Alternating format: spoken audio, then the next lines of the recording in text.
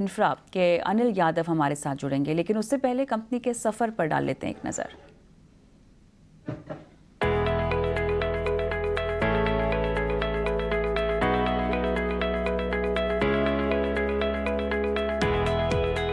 World class highway और सड़कों के बेहतरीन नेटवर्क से इंफ्रास्ट्रक्चर को मिलती है रफ्तार, जो देश के तेजी से विकास में देते हैं अपना अहम योगदान। इंफ्रा डेवलपमेंट पर सरकार के फोकस से आईआरबी इंफ्रा जैसी कंपनियों के लिए कई नए मौके बने। 1998 में बनी कंपनी हाईवे सेगमेंट में देश की पहली इंटीग्रेटेड मल्टीनेशनल इंफ्रा डेवलपर है, जो बिल्ड ऑपरेट ट्रांसफर यानी बीओटी क्षेत्र में अपनी मौजूदगी के साथ साथ भारत के इंफ्रा में हो रहे बदलाव की भागीदार बनी है। 12 राज्यों में 26 हाईवे प्रोजेक्ट पर काम कर रही है। 25 सालों से आईआरबी इंफ्रा बीओटी सेगमेंट के साथ टोल ऑपरेट और ट्रांसफर सेगमेंट में कारोबार बढ़ा रही है। साथ ही कंपनी सड़कों के निर्माण, संचालन और रखरखाव का भी काम करती है। आईआरबी इंफ्रा के पोर्टफोलियो में रियल एस्टेट, हॉस्पिटैलिटी और एयरपोर्ट डेवलपमेंट सर्विसेज शामिल हैं।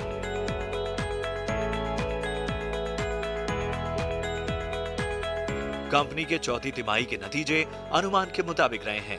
मुनाफा 45% बढ़ा, जबकि आय में 27% की ग्रोथ देखने को मिली। हालांकि मार्जिन में कमी जरूर आई है। नतीजों के साथ FY25 के लिए बिजनेस आउटलुक पर बात करेंगे। साथ ही टोल में बढ़ोतरी के अनुमान समेत कंपनी के मैनेजमेंट से एसेट मोनेटाइजेशन प्लान पर भी खास चर्चा होगी। चलिए, मेरे साथ जुड़ गए हैं आईआरबी इंफ्रा के investor relation director Anil Yadav. Anil ji, स्वागत है आपका हमारी इस बेहद खास पेशकश में। नंबर्स की बात करें तो लार्जली इनलाइन नंबर्स ही रिपोर्ट हुए हैं इस तिमाही के, और ये बताएं ग्रोथ गाइडेंस कैसी आपको दिखाई दे रही है ईपीसी प्रोजेक्ट्स को लेकर, और साथ ही नई वित्त वर्ष की पहली अगर हम तिमाही की बात करें तो इसको लेकर आपकी क्या प्रोजेक्शन होगी टॉप लाइन और मार्जिन्स को लेकर?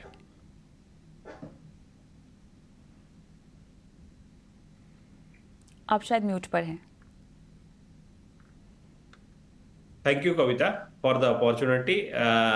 इस क्वार्टर के प्रॉफिट की बात करें तो हमने इस क्वार्टर में ऑलमोस्ट 45% का प्रॉफिट ग्रोथ आया है, और हमारे वन टाइम एक्सपेंडिचर 54 करोड़ के आसपास था। अगर वन टाइम एक्सपेंडिचर नहीं होता तो profit almost would have been in range of around 242 crores, which would have been almost 87% higher than the previous profit of the last year same quarter. Now, coming to the growth, we have good visibility as far as construction revenue is concerned, और toll में भी काफी अच्छा growth आ रहा है। दो project हमने TOT 12 और TOT 13 1 अप्रैल से प्रोजेक्ट टोल रेवेन्यू स्टार्ट हुआ है।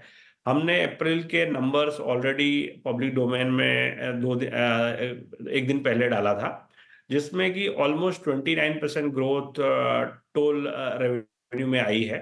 That is on backdrop of traffic, tariff increase, and also addition of the new assets.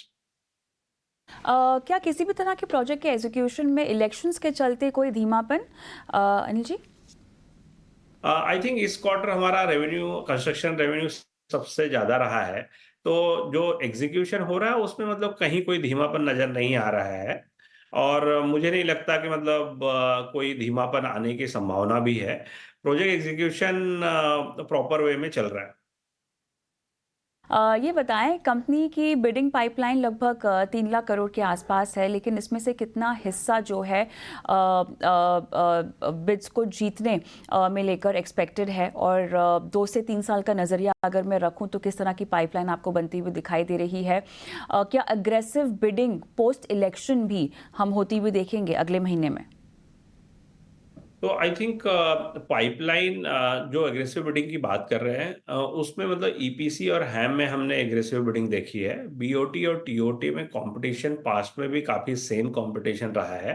Normally 3 से 5 प्लेयर ही इस सेगमेंट में होते हैं, तो बीओटी और टीओटी में हम कोई मेजर कंपटीशन नहीं देख रहे हैं। There will be healthy competition in BOT and TOT. 2 lakh crore की अपॉर्चुनिटी है, और हमारा मार्केट शेयर पास्ट में बीओटी का ऑलमोस्ट 30% प्लस रहा है। चूंकि पास्ट में मतलब बीओटी का शेयर 5 से 7% था, अभी बीओटी और टीओटी का बीओटी का मार्केट शेयर ऑलमोस्ट 40 से 50% हो रहा है। तो अगर हम 15 से 20% की बात करें, तो हम 20 से 30 हजार करोड़ की अपॉर्चुनिटी फॉर आईआरबी जो आगे जाके अनफोल्ड होगी, ऐसा लग रहा है next over the period of 1.5 years। Alright, toll revenue 30% तक का जंप ईयर ऑन ईयर दर्ज होता हुआ दिखाई दिया है 503 करोड़ के आसपास अप्रैल में, और टोल हाइक भी नहीं ली है आपकी कंपनी में इलेक्शंस के चलते भी, लेकिन अब पोस्ट इलेक्शन क्या टोल रेट्स में इजाफे की यहाँ पर संभावना है? अगर है तो बॉल पार्क रेंज क्या इसमें हो सकती है? तो आई थिंक अगर टोल रेट रिवीजन जो होता है, एक स्पेसिफिक फॉर्मूला है 3% fix plus 40% of the WPI। तो considering the last year December WPI link with the December WPI, तो दिसंबर का WPI देखते हुए रफली 3.35 के आसपास टोल रेट रिवीजन होने की उम्मीद है। तो अगर मतलब पूरे साल की बात करें तो ये रफली 3.5% के आसपास से रेवेन्यू बढ़ता है। तो आईआरबी अगर कंसोलिडेटेड लेवल की बात करें तो ऑलमोस्ट लास्ट ईयर का जो टोल रेवेन्यू था 2300 करोड़ के आसपास था। तो रफली मतलब टैरिफ इंक्रीज से जो मतलब मोमेंटम साल भर में मतलब नंबर आएंगे वो 60 से 70 करोड़ आईआरबी अलोन आएगा, और प्लस प्राइवेट इन्वेट जो असेट्स है उसमें 100 करोड़ से प्लस का इजाफा because of the toll tariff revision आते हुए हम देख रहे हैं। कंपनी के साथ जो कॉन कॉल हुई थी उसमें ये स्टेट कहा गया या ये कहा गया था कि कंस्ट्रक्शन वर्टिकल जो है वो लगभग 15% CAGR क्लॉक करने की क्षमता रखता है अगले 2 से 3 साल में, लेकिन किस तरह की ग्रोथ गाइडेंस जो है इस पूरे सेगमेंट में मार्जिन्स को लेकर, रेवेन्यू पोटेंशियल्स को लेकर आप देना चाहेंगे? तो आई थिंक हमने मतलब नेक्स्ट 1 साल में 15% के आसपास का ग्रोथ गाइडेंस दिया है, और आगे जाके जैसे कि हम बात कर रहे हैं कि बीओटी का प्रोपोर्शन बढ़ेगा, तो आगे जाके ग्रोथ इससे भी बेटर हो सकती है। ऐसा भी हमने अपने कॉन कॉल में अपने इन्वेस्टर को बताया है। तो पोटेंशियल बीओटी का 2 लाख करोड़ का अपॉर्चुनिटी जो है उसकी वजह से आगे जाके ग्रोथ बेटर हो सकती है। तो ये हो गया कंस्ट्रक्शन की बात। नाउ बीओटी पे आते हैं, तो बीओटी पे ऑलरेडी हमने अप्रैल के नंबर दिए हैं जिसमें रफली 29% का ग्रोथ है। तो आई थिंक मतलब we expect healthy growth in both the segment, that is construction and BOT.